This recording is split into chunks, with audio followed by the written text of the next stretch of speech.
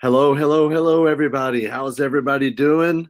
This is Larry Goins live from my office in Lake Wiley, South Carolina, and I'm really excited you guys are on. We're going to do some live Q&A at the end, so be sure and put your messages down there in the chat at the bottom of your dashboard. By the way, just to make sure everything's working and everybody can see my screen and hear me, give me a shout out in the chat. Can you hear me? And can you see my screen that says welcome to today's live webinar? Just give me a shout out right quick. I know we already got over 140 people on the line, and it's steadily increasing. So give me a shout out. Let me see if I can hear you, or if you can hear me, I guess. On the questions. Yeah, good morning. Good. In the questions. Yes, hear you. Sounds good. Can see you. Brooke, Karen, Michael, Alan, Barry, Gary. Awesome. That's great. Robert, Greg, Abby, Jerry, Tracy, Vonda, Butch, Marilyn, Joanne, John, Edith, Arthur, Sherry, Kevin, Melody, Vicky, Benjamin, Mark Rieger, what's up, buddy? Sherry, Vicky, Joanne, Barry, bunch of people on here. That's awesome. Well, I don't have a fancy PowerPoint for today, and I did actually get a little bit of backlash from some people saying, I don't need to know how to do my first deal. Well, there's a lot of people out there that do need to know how to do their first deal. So that's what we're going to talk about today. Whether you've done a deal or not, it's okay. If you maybe did a deal a long time ago and you want to do your next deal in the next 60 days, that's okay as well, right?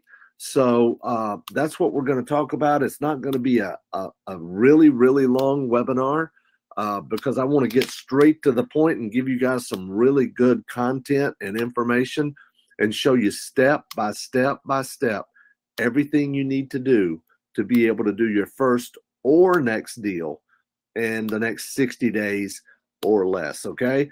So I don't really have a fancy PowerPoint. I did spend some time taking some notes here on a Word doc.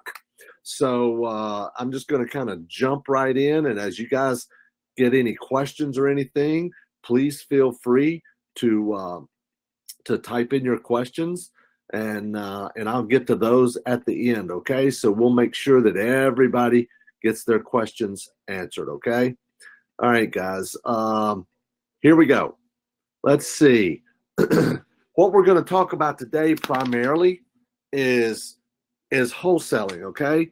Because if you're in a situation where you want to do your first deal in the next 60 days, we could talk about lease options. We could talk about seller financing.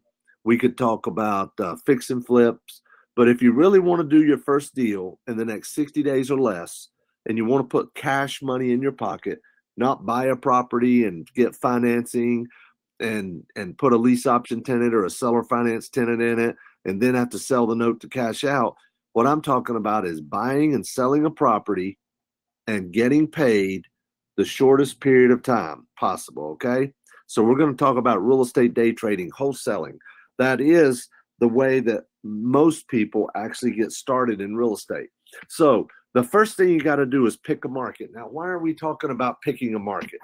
The reason I mentioned picking a market first is there's a lot of people probably listening and watching that maybe you do not have a market that you're living in that is conducive to being able to pick up deals at a reasonable price or without a lot of competition. For example, let's say you're in the Phoenix, Arizona market, or you are in parts of Florida like Orlando market, or let's say you are in Las Vegas or Orange County, California, or in any of those hot areas, hot markets.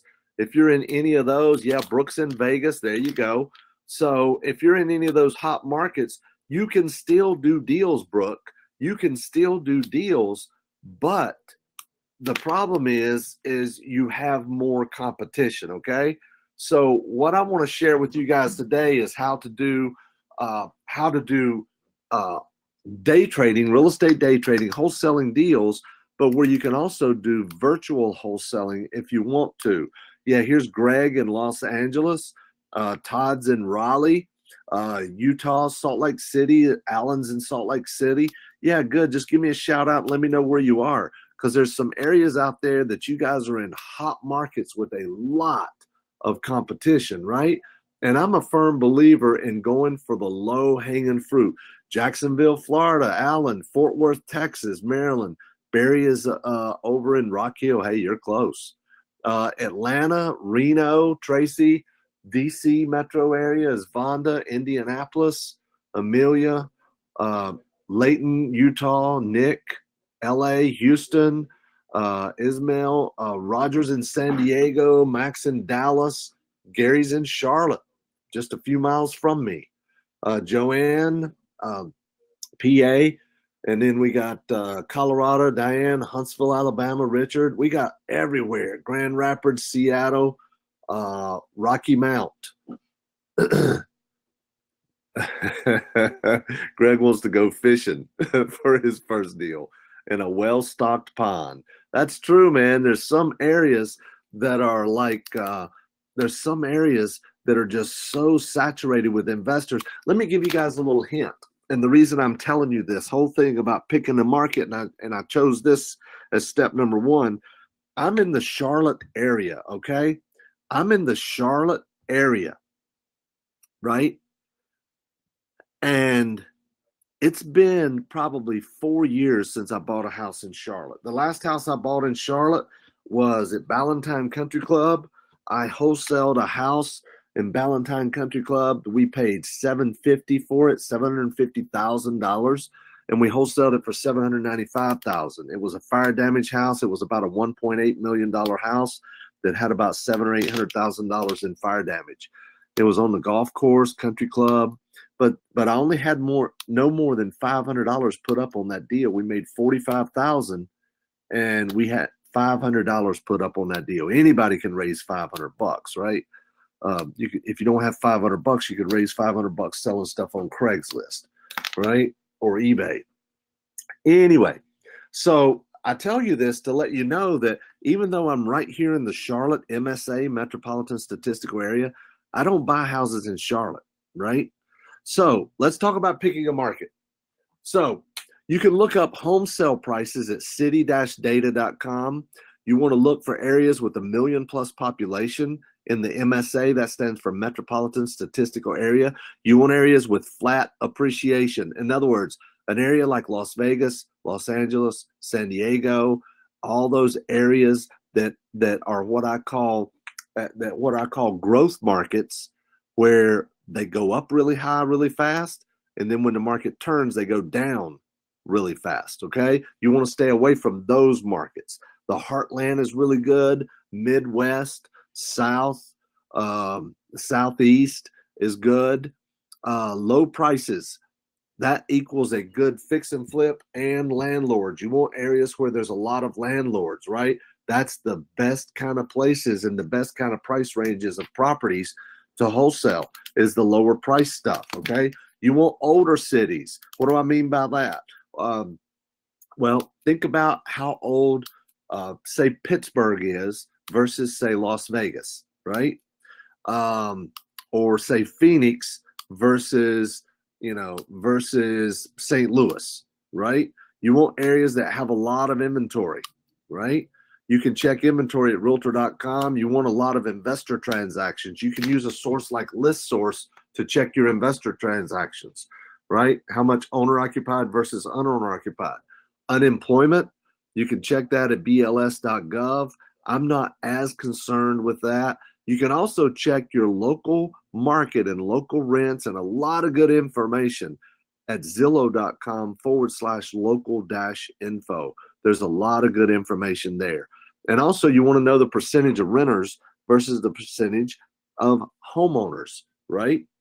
And if you have a higher percentage of renters, that's more landlords, that's more properties that you can wholesale to landlords, right? And check out FHFA.gov to look up city data, okay? To look up all kind of information and data. And then you can Google population by MSA. Just Google the term population by MSA. So that's step number one, is you want to pick a market. If you're in one of these markets, like these guys have given a shout out here earlier, you know, if you're concerned about what marketing or what areas you want to work in and you want to buy in, then, you know, use this right here to be able to determine, okay? Let's see here. Step number two, setting up your business. Now, I will be the first one to tell you guys, okay? I'll be the first one to tell you guys that a lot of people do their first deal without an entity. They do it in their own name. I'm not telling you I'm recommending it. I'm not telling you I don't recommend it. All I am telling you is that a lot of people do it. However, if you're going to be in business, I'm a firm believer you should be in business, okay? So you need an entity, whether you need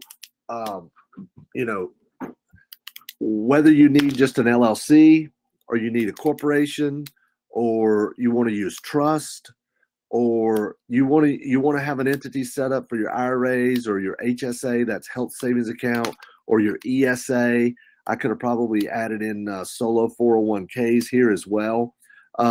So there's a lot of people out there that will tell you about structuring your entities, that you need to, you need to have a C Corp as a management company to manage your other LLCs.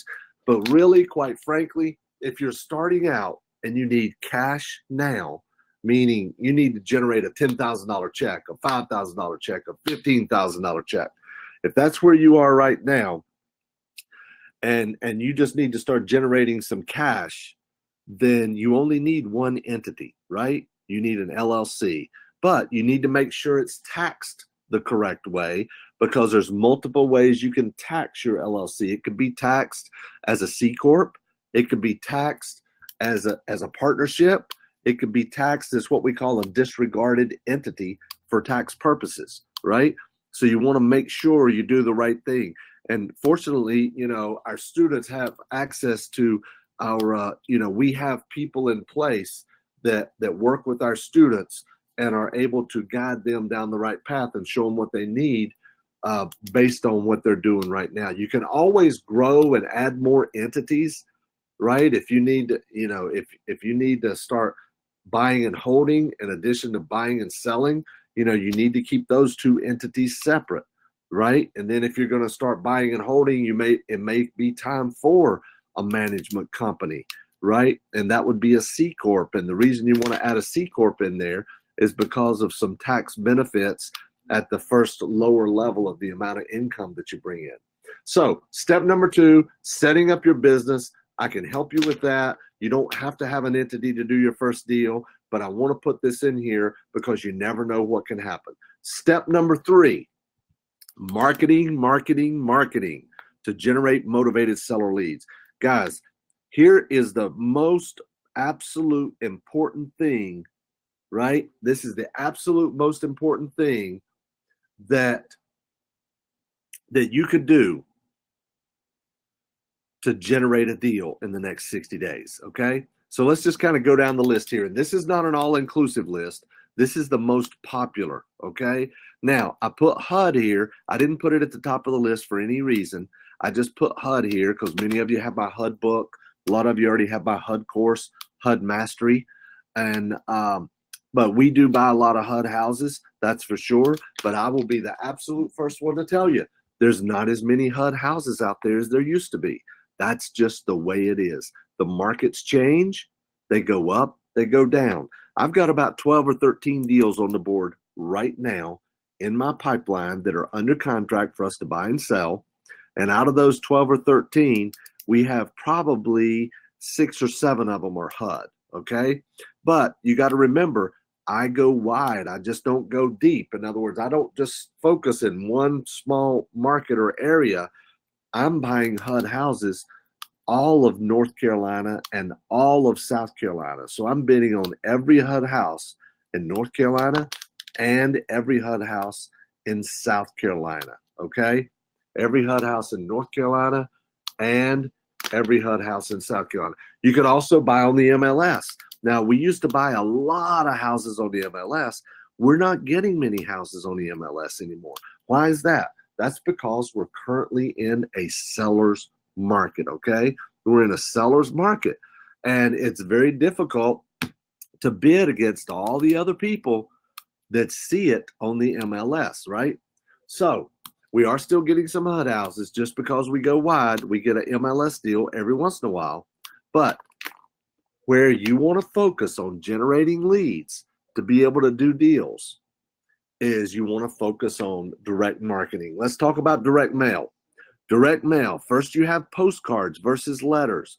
I'm a firm believer you should use postcards instead of letters. Number one, if you use postcards, then you don't even have to, they don't have to open up the mail. Let me see if I can show you. Here's a couple of samples right here of postcards that I pulled up that you guys could see. This is one right here from a a probate, right? Inherited property driving you insane. This is a probate postcard right here. And this one, we have two different ones. One will go to a live answer and one will go to an automated voicemail message. You want to test that. Here is another postcard. This is one that will absolutely make the phone ring off the hook. But you also got to remember, you're going to get some upset people too, right? When you use terms like final notice, third notice, you know, that sort of thing. And when you use stuff like that, you're going to aggravate some people. That's just the way it is. That's a part of the business, okay? All right, so let's go through direct mail. You got to be consistent with your marketing, okay, guys? That's very important. With direct mail, you want to mail the same person at least a minimum of 7 times. At least a minimum of 7 times. Once every 4 to 6 weeks. So if you have a list of 5,000 people, you probably, if you have a list of 5,000 people, let's just keep it simple. Let's say you have a list of 4,000 people you want to mail to. You're going to mail out 1,000 a week for 4 weeks. And then on week 5, you're going to start over, right?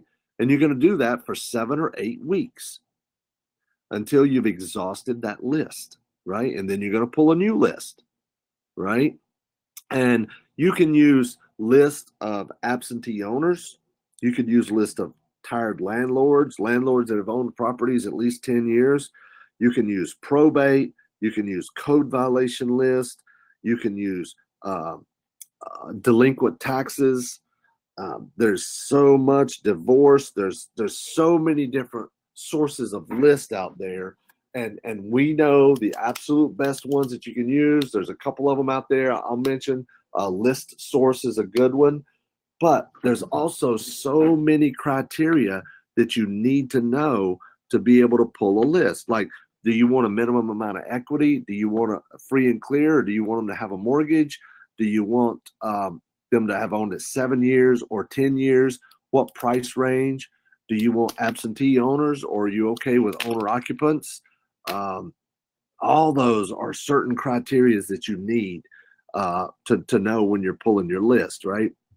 How about pay-per-click? PPC is pay per click. That's like Google AdWords and also Facebook marketing. I just kind of tied those together. You could do it yourself. I guess I have a typo in here. Right? You could do it yourself, or you could hire somebody. There's sources out there that will work with you, and some of them require you to have like a $5,000 a month budget. But there's others that'll work with you that they're okay with a, $400 or $500 a month budget, or some of them $1,000 a month budget. But you got to know, you just kind of got to weed through and know. If you don't already know that yourself, you just got to kind of weed through. There's also pay-per-click and Facebook marketing companies out there that only work for real estate investors. And that's really important to know, because now if you're working with somebody that's in that niche, they know what you're looking for and they know how to generate those leads, right? There's also cold calling. You can take your same direct mail list. Not many people know this. You can take your same direct mail list and you can upload that list to Facebook and create a custom audience right? Your same direct mail list, upload it to Facebook, create a custom audience, and then you can market to those people on pay-per-click as well. So now they're getting your postcard and they're seeing your ad on Facebook.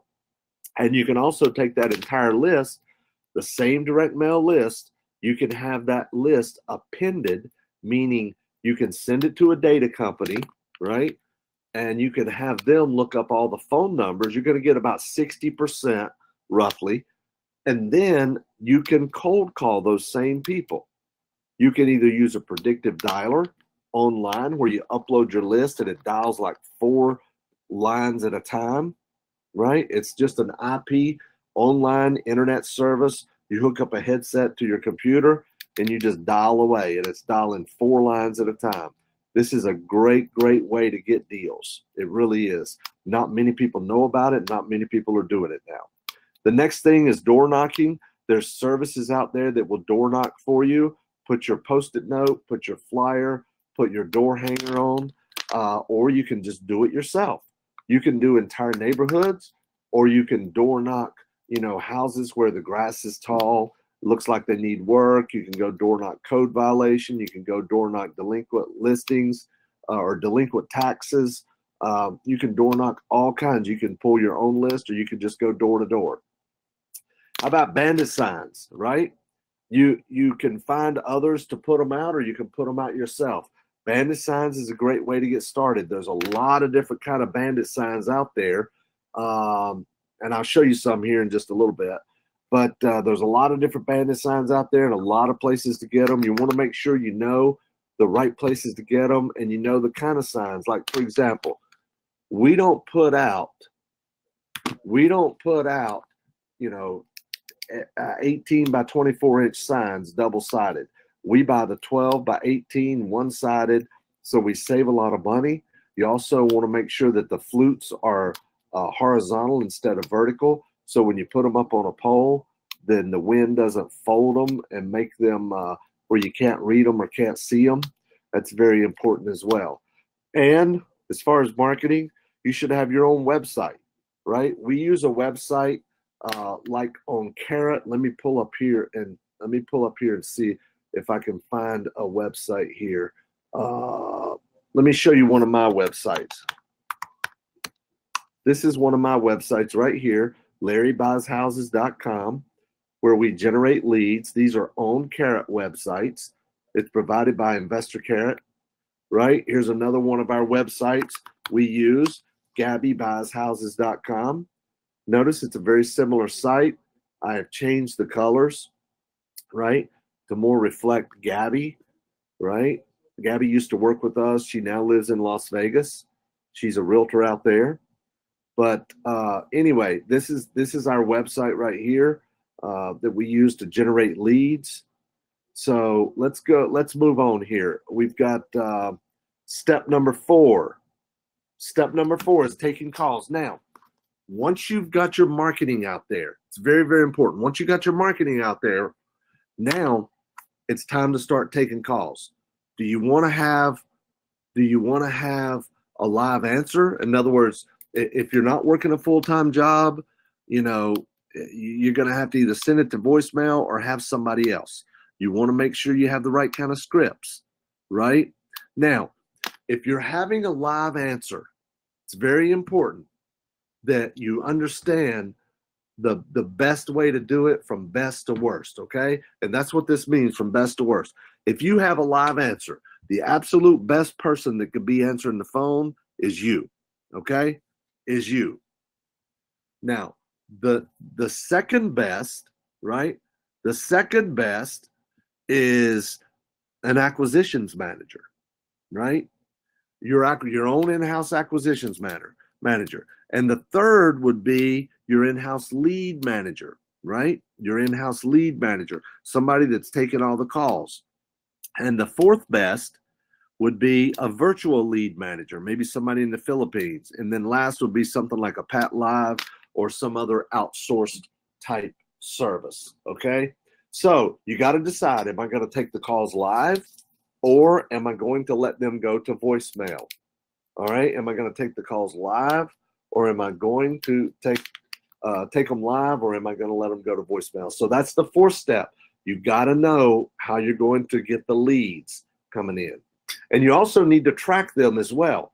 What you want to do is set up different phone numbers. See, notice over here, you've got HUD, MLS, direct. You got direct mail, pay-per-click, cold calling, door knocking, bandit signs. You want to have different numbers for each one of them, but you don't want to be spending an arm and a leg either for those different numbers. So you want to set up different numbers so you can track your marketing. So when the leads come in, you know exactly who the call came from. Is it a pay-per-click lead? Is it a direct mail lead? Is it a bandit sign lead? Is it a Craigslist ad? Now, step number 5, negotiate it over the phone or in person. So this is what you have to decide. Number 1, if you are buying virtually, if you're living in Las Vegas and you're going to buy in Birmingham, Alabama, right? Or you're living in, Orange County, California, and you're going to buy in Atlanta, Georgia, right? Or Albany, Georgia, or wherever, then you're going to have to negotiate over the phone unless you're going to hire a local boots on the ground person to go out and meet with the homeowner. But what I recommend is do it virtually. You take the call, you negotiate the deal over the phone. You've got to have a good script. That's very important. A good script will allow you to, number 1, get them to like you and trust you and build rapport.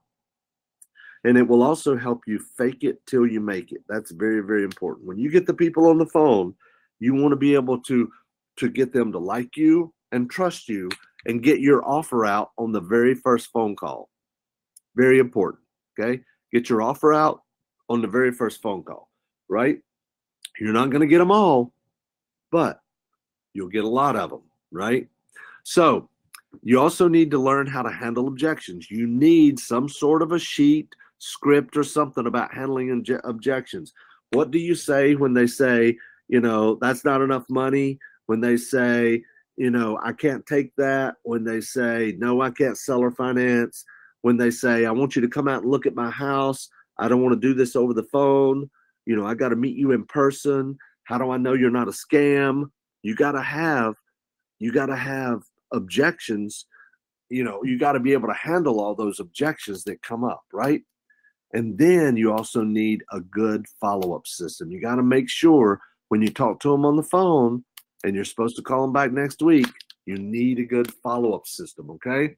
So that's step number 5, negotiating over the phone or in person. Now, if you're living in Birmingham, Alabama, for example, and you're buying in Birmingham, Alabama, then set up an appointment and go to the house, okay? But if you are not local, if you're long distance, then do it over the phone. It's okay. It's okay. It is a fact that you will get more deals if you go meet them in person, go to the house. But it's okay if you don't. You can do it all over the phone. Now, step number 6 is to analyze deals to ensure profit. We're not going to spend much time on this because it's very simple. It's easy to understand. It's very simple, right? So,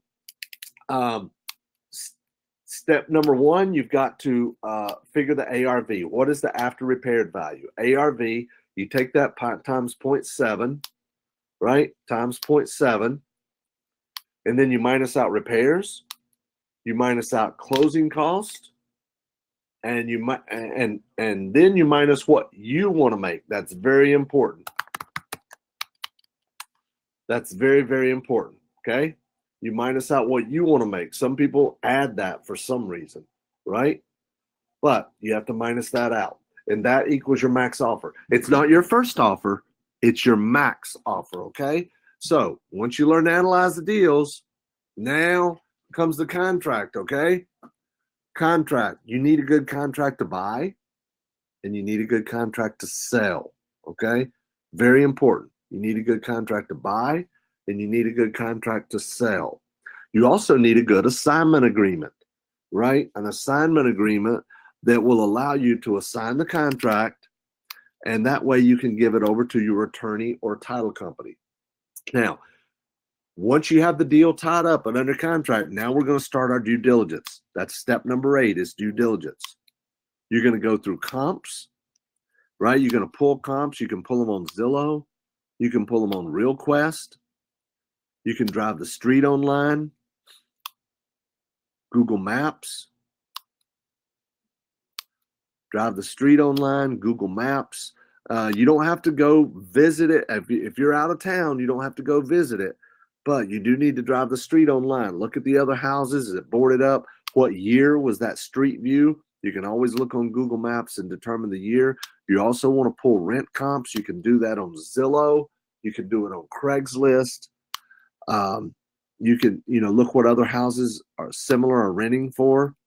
You also want to get pictures, whether it's you or your boots on the ground person, which could be a realtor, it could be a home inspector, it could be a contractor, it could be an appraiser, whoever is going out. It could be a trainee investor. You're running out on Craigslist or on some of the Facebook groups, and you find your trainee investor. Get them to go do that for you, right? As you guys think of questions, make sure you jot them down. I already got a good list of questions here, right? So be sure and jot down your questions as they come to you. Okay. All right. So pictures. You could also do a video. One of the things we do to make it easy for our buyers is we start a video at the front door, and we walk in the house and walk through the entire house with a video showing the ceiling, the walls, the floors, the cabinets, the kitchen, the bath, the bedrooms, the light fixtures, everything. Right. Then you also want to call a property manager, right? Call realtors and property managers and find out what they think the property would sell for if it was fixed up, right? So that's your due diligence right there. Now, you could get an appraisal, right? You could get a CMA, comparative market analysis. You could get a rehab estimate, but we don't do any of that, and you don't need to either.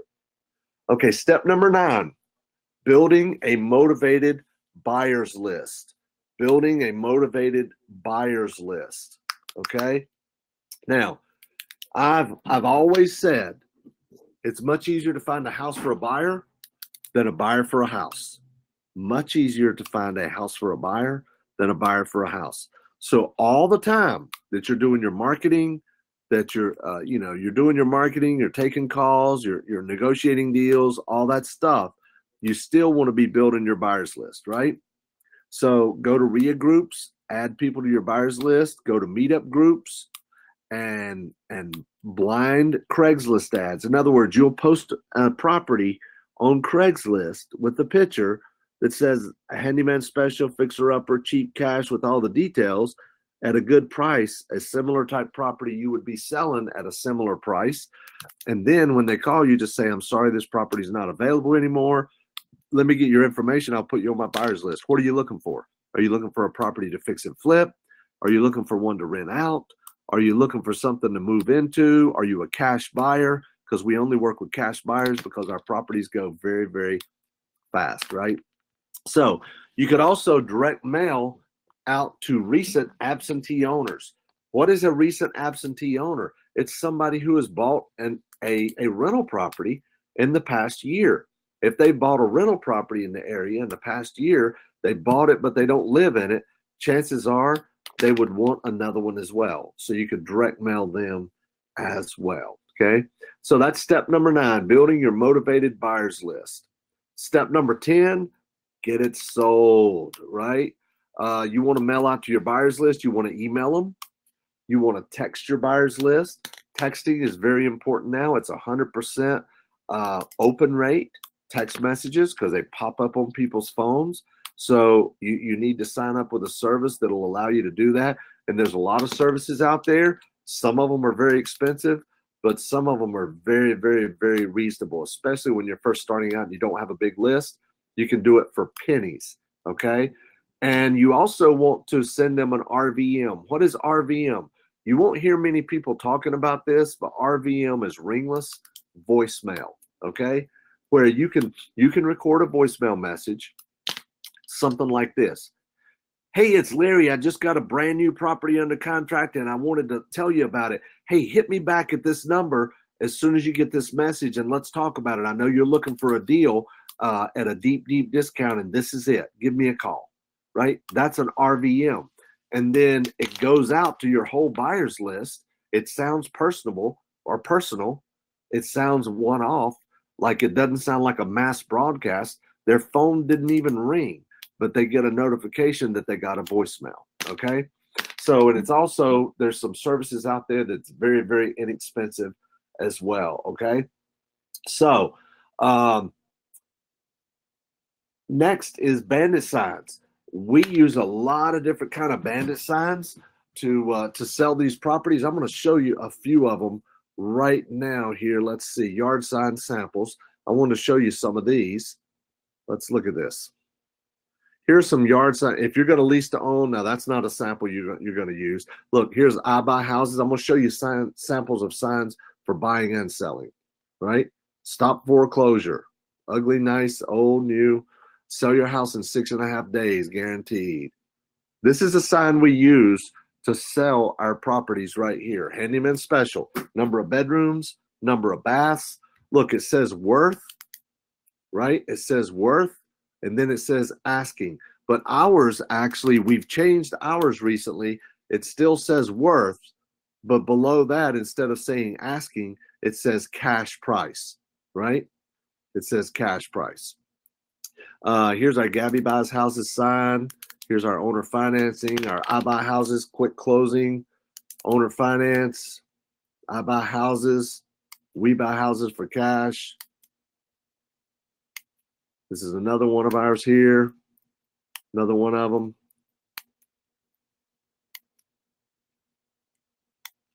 These are all good signs right here. If you're hiring bird dogs to put them out, then you leave the number off of it and you write the number in after you hire the bird dog. So you can tie that number to the bird dog, okay? Makes sense? There you go. All right. So after step number 7, after you get it sold, you set up the closing and get paid. This is a glorious day right here, right? So you set up the closing, your attorney or title company. You want to make sure you're working with what we call an investor-friendly title company, all right? You want to interview, you want to call them and ask them, are you an investor-friendly title company? And if they are, they'll know exactly what you're talking about, right? If not, you may have to explain it to them. So you want to send them the contract. You're going to also send them the assignment. Very, very important, because there's only 2 documents you have, right? The contract when you buy it, and the assignment when you sell it. This allows you to have no more money invested than your deposit, which could be $10, it could be $100 or whatever, right? You want to give your attorney, what we call a limited power of attorney to sign for you. That's how you do your deals virtually and you never go to the closings. I never go to any closings. I haven't been to a closing in years, right? Except I went to one last year only because I wanted my son to go to it. It was here local and I took him, and he was 12 at the time, and I wanted him to see what happens at a closing. So I actually went and took my son with me so he could see what's going on. But outside of that, I haven't been to a closing in years, right? So you give them a limited POA, they sign for you, and then you get paid. Is that cool or what? That's awesome. That's where you get paid. And guys, I know this might look like a lot, but it's not that much at all once you dive in and start working it, okay? So here is every step right here, exactly what you need to do. Step number 1, pick a market. Step number 2, set up your business structure. Step number 3 is marketing. Marketing. That's the lifeblood of the business. You know, I didn't even mention Craigslist ads, but there's a bunch of other stuff you can do for marketing as well, right? Next step is taking calls. You know, do you want to have, you know, you got to create your script, right? If you don't have one or somebody to give you one, you got to create your script. You know, are you going to take live answering? Are you going to use Pat Live? Are you going to answer it? Are you going to have a lead manager? You're going to have an acquisition manager answer them? Or are you going to have them go straight to voicemail? If they go straight to voicemail, you're going to get a lot of hangups. So now what do you do with those hangups? You got to know what to do with them. You got to know how to respond back to them, okay? Then negotiating. You got to be able to negotiate the deals. When you get them on the phone, you got to be able to handle objections. You got to be able to close them over the phone. You need some negotiating skills. Next, Analyze, I could have probably put analyze way up near the top, but analyzing the deal, ARV times 0.7 minus repairs, minus closing cost, and then minus what you want to make, and that's your maximum amount, right? And then contracts, you need a good contract to buy, and you need a contract to sell if you're going to have to physically close, like if it's a HUD or MLS deal. But if you're doing assignments, you just need a good contract to buy and a good assignment. Very, very important. Then due diligence. You got to make sure you're not buying a blower up or you're buying a fixer upper that you can actually make money on. And then, right, and then your buyer's list, right? Your buyer's list. You got to build your buyer's list. I tell people work as hard at building your buyer's list as you do at finding properties, right? As you do with finding properties, okay? Next is selling the property.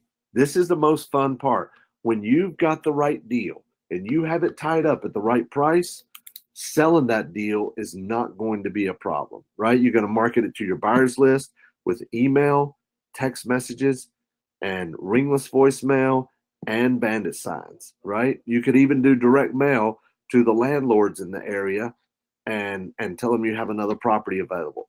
And then you're going to send everything over to the attorney and let them close it, and you get paid, right? So that is step by step what you do. Let's kind of open it up for Q&A.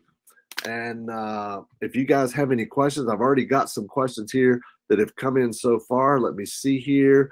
Larry, I have your day trading book. I notice on your videos that your book has been updated. Do I need to purchase a new one? Yes, you do. The book you bought was new whenever you bought it, and I updated it just a couple of months ago for today's market. So yes, you do, Darren. You can go to realestateDayTrading.com or get it on Amazon or any of those places. At the end, can you connect me with Nick? I think I know who you're talking about, and we'll see what we can do to help you out there, Alan. Let's see, Larry, I am in probate now. I have met 3 different lawyers from asset protection due to my father's death. I have asked all 3 firms to put my dad's deed trust in a trust for a lawsuit or protection. The lawyer, all 3 told me a revocable trust is a complete waste of money. And if we get a suit like malpractice, any lawyer can sue and unwrap a revocable trust. The attorney is correct. You do not, Tim, you do not use a trust for asset protection. You use a trust for anonymity. So if you are the sole heir of your father and he passed away, you are going to get what's called a deed of distribution, okay? A deed of distribution.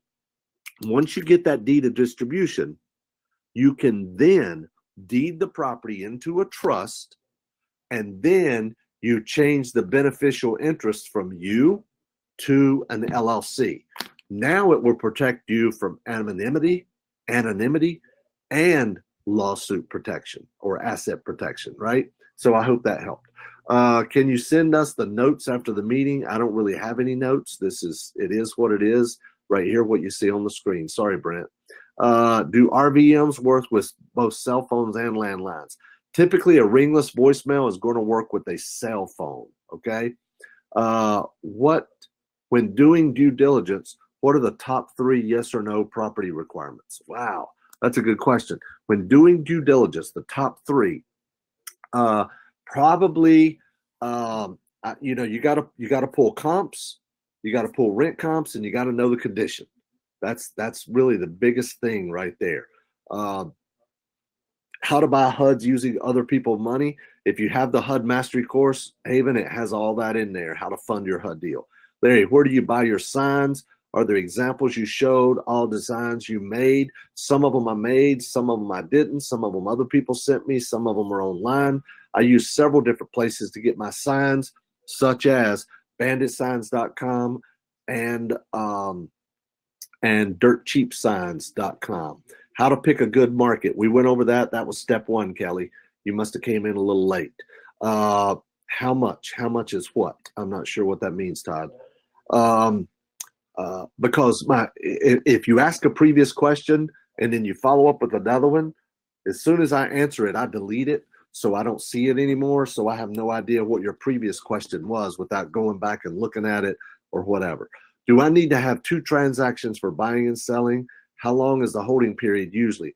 If you're doing what I tell you to do, Kelly, your holding period is 0 because you're assigning the contract and it's only one closing. B, you are welcome. Can you do deals as a business structure with HUD homes? Absolutely, you can. We buy them in our business every single week. What are your thoughts on building relationships with REO agents across several markets? REO agents are good, absolutely, and we do that. But I'm telling you right now, there's fewer deals on the MLS than there have been. So it still is a little tougher to get deals on the MLS. When making offers on the MLS, do you have a minimum price point you try to stay above? I don't really know what that means. We just run the numbers and our offer is what it is. Larry, this morning I paid for the digital copy of your day trading book. Where do I go to read it? I'm not computer illiterate yet. You should be getting an email with the link. Should have taken you to the page afterwards and also email you a link. Check your spam folder if you didn't get the email. I thought the trust was the best way to transfer assets anonymously as well as avoid paying inheritance tax. You need to check your state. Every state is different as far as inheritance tax, Sharon. So check that. But also a trust is a way to have anonymity. If you already own a property in one name and you deed it to the trust, now somebody will see that you previously owned it and deeded it to the trust, but they can't find out who the beneficiary is once it's in the trust. When are you going to be on the West Coast to do one of your seminars? We were just out there 3 weeks ago. What are the advantages of purchasing and holding properties with a land trust besides secrecy? There is no advantage other than it could avoid probate. It does give you anonymity, and you can sell the property without having to do a physical closing. You just change the beneficial interest. Veronica, where do I go to get ringless voicemail? There's a bunch of services out there. A lot of them, you just have to kind of determine where you want to, who you want to use. There's a lot of them out there. You know, VoiceCom is one. Voice Shot is one. There's a bunch of them out there. Guys, I know you guys have a lot of questions, and I can see this. I tell you what, listen, you can do this. I know you can, but if you want some help, doing this, I want you to go to larrygoins.com/apply. Okay? Go to larrygoins.com/apply, and it'll take you to this page. You can apply to have me and my team personally work with you, okay? I can't work with everybody, okay? I can't work with everybody, but I will work with you one-on-one, my team and I, to help you get up and running. I've got probably about 10 or 15 questions here. I want to make sure it's a good fit for you and a good fit for me, okay? In fact, that's one of the questions is, you know, why do you want to work with Larry? And then the next one is, why should Larry want to work with you, right? And we talk about budget. We talk, you know, for marketing,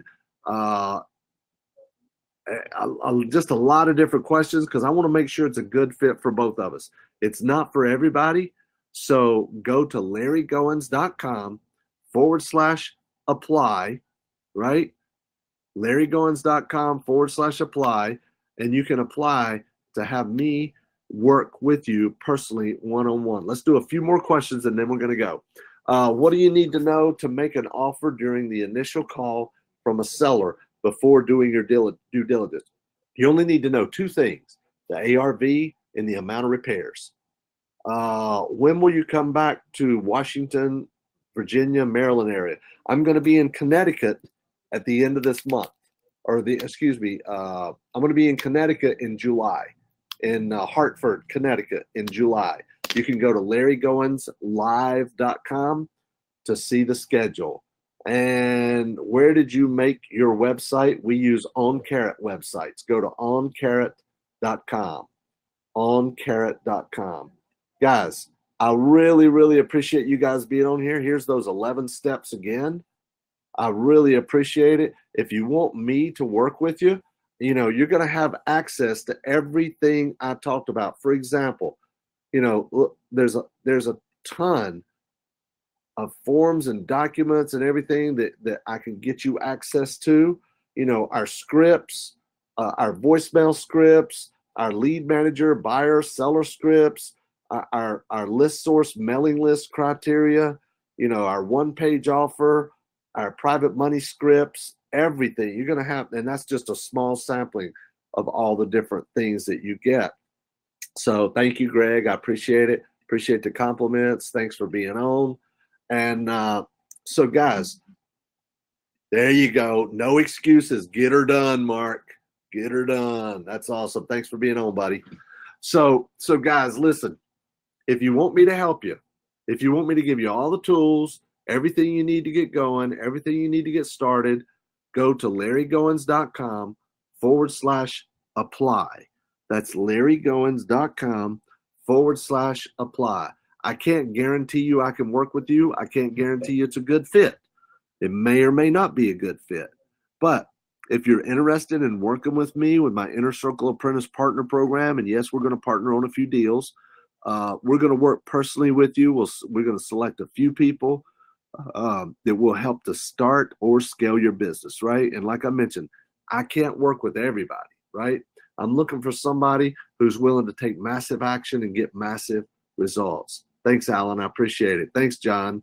Appreciate it. So, I want to help you guys. I really do. I'm trying to give you as much content and information and education as I can. The difference between what I'm giving you right now on a webinar and you and I working together in like a mentoring type relationship, the difference is what I'm giving you right now is information, is education. What we're going to do if we work together is going to be application. It's going to be implementation. I'm going to show you step by step what to do, and I'm going to give you homework where you're going to go out and start doing it. Thanks, Brooke. I really appreciate the comments. Thank you very much. So go to LarryGoins.com/apply. That's LarryGoins.com/apply. And let's see if it's a good fit. You never know, right? You don't know if you don't try. It's kind of like poker. You can't win it if you're not in it. Dan, thanks a lot. I really appreciate your comments. That means a lot. Thanks, Larry. Linderman, appreciate you. Thank you, Edith, very much. Thanks for your kind words. I appreciate it, guys. So what is the cost for doing your mentor programs? I even put it on the page. There's nothing to, I don't hide behind anything. I put it all out there. We have different ranges of programs, Alan, and we try to have something to fit every budget. Just understanding and knowing that the higher levels have more direct access to me personally, and some of it even includes coming to my office and spending a few days with me in my office. So Alan, thanks a lot. I appreciate that. That's a good question. So guys, thank you so much. Go out there and make it happen. There's 11 steps right there that you can do to go get your deals, right? 11 steps. Pick a market, set up a business structure, marketing, taking calls, negotiating, analyzing, contracts, due diligence, buyer's list, selling, closing, getting paid. And if you want me to help you, if you want me and my team, I've got a team of people, right? Yes, Martha, there will be a replay. We're going to do a replay and another one. What law firm do you recommend? We have several different ones that we recommend depending on what you need it for, Tim. So that's a good question. But guys, yeah, our Inner Circle students, we're going to help you get your entity set up. We're going to help you with your marketing. We're going to tell you which postcard to use. We're going to tell you which direct mail company to use. We're going to, because see, I don't know everybody. I mean, I can't just start giving out names. because I don't know your situation. If you're telling me you got $5,000 a month to spend in marketing and somebody else tells me you got $500 a month to spend in marketing, it's going to be two different postcards probably. It's going to be two different mail houses. I'm going to tell you to use a different PPC company or Facebook marketing company. So I don't really know. I have to know a person's situation, and we have to sit down and spend a little bit of time together. And I have to determine your likes, your dislikes, your strengths, your weaknesses, your assets, and your liabilities, where you are now, where you want to be. That's what that questionnaire will help do. And then we get to work together, okay? So fill out that application at larrygoins.com/apply. And hopefully before long, I'll be welcoming you to the family. So with that, thanks a lot, everybody. I really appreciate you being on. And thank you so much. Great questions, great feedback. And I hope you guys have a great day.